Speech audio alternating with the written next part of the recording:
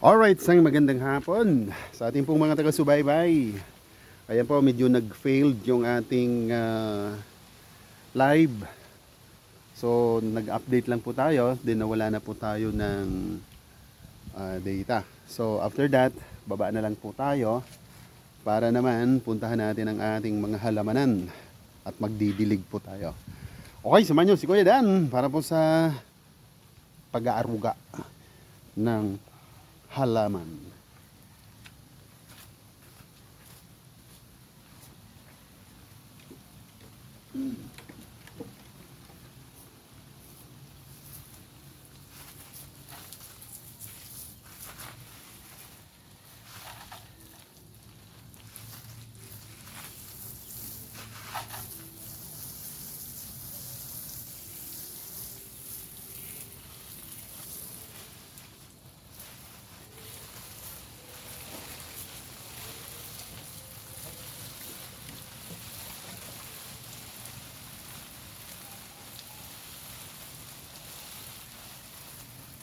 Tubig.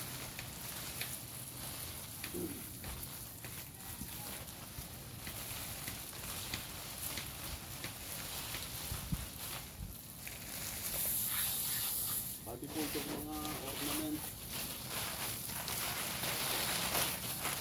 Bibigyan na po natin ang siyempre itong mga puno ng kamuting kahoy. Tutuloy-tuloy natin dito. Okay. Yan, layo ng ano, ang layo ng inaabot ng pressure ng water. Maganda at itong sprayer natin, malakas yung tubig.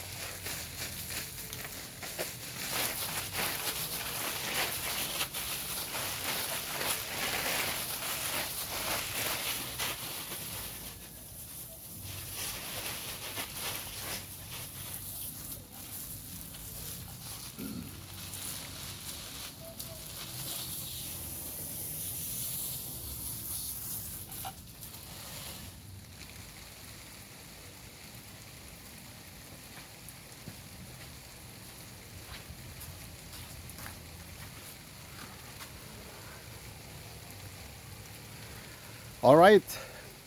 So yan, medyo tapos na tayo rito sa bandang harap.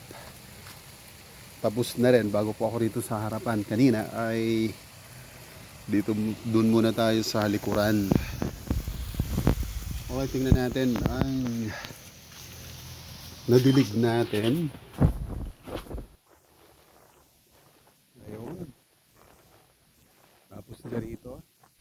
Nakikita po sa kanila ang parang ang saya-saya nila. May ano, parang naninariwa. Ayan. Mula sa pagkatigang. Pag sila nadidiligan, ayan o. Saka mabilis lumaki. Ayan. Yung mga nilipat ko lang, 20 days pa lang nilipat ko yan, ang liit-liit pa. Ngayon, halos mag-iisang magwa 1 foot na kanyang haba. Alright, so yan po ang ating gawain dito. Mag-alaga ng halaman. Ayan yung mga sili natin. Siyempre hindi natin pwedeng kalimutan. O tingnan nyo naman. Pagdating ko rito ay katatransfer ko lang yan sa kanila. Okay. Ayan. Parang hindi sila nanguluntoy. Dire-diretso yung laki nila. And ito po yung bago. Ano na po sila? 5 days mula nung nilagay ko sila sa lupa. Ayan na po ang itsura nila. String beans po yan. Okay. Yan mga string beans. And patay na natin yung tubig. Ito po ang control natin. Okay. Then may bago na naman po tayong inintroduce na project ng lilibangan. Yung tungko po natin ay ginawa nating tawag dito sa amin tangkal po tawag yan, pero ang laman po niyan ay manok.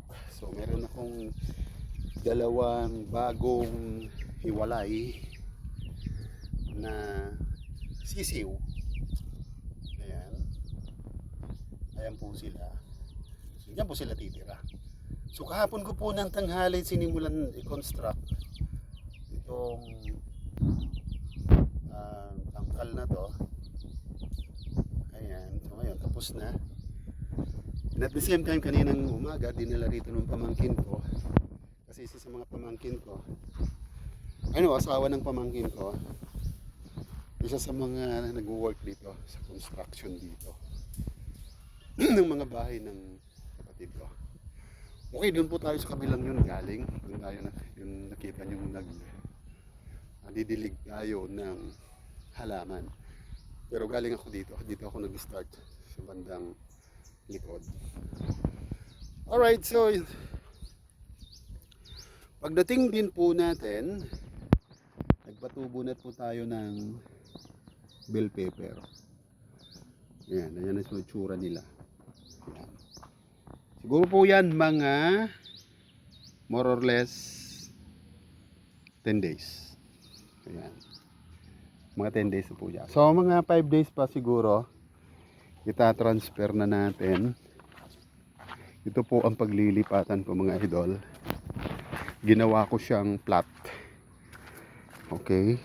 Nag-build up tayo rito ng soil dito.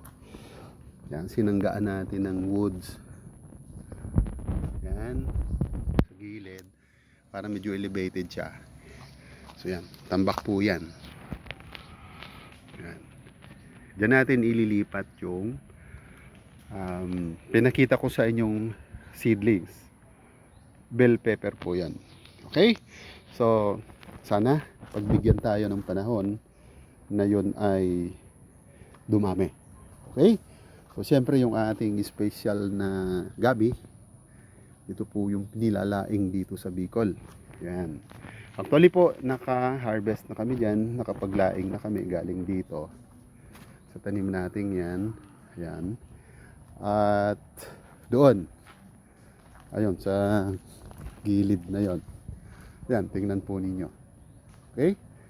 Nakapag-harvest na po tayo dyan one time. So ngayon, pwede na naman siya. 5 days lang, o 1 week, pwede naman siyang kunan. Alright, so mula po dito sa Pandan, Ligao City, probinsya po ng Albay, muli ang inyong pong lingkod, Kuya Dan TV Vlog, ay nagbabahagi muli ng kanyang daily activities dito sa Kabukiran. Munting sulyap sa ating munting kubo. Alright, bye-bye and God bless us all. Alright.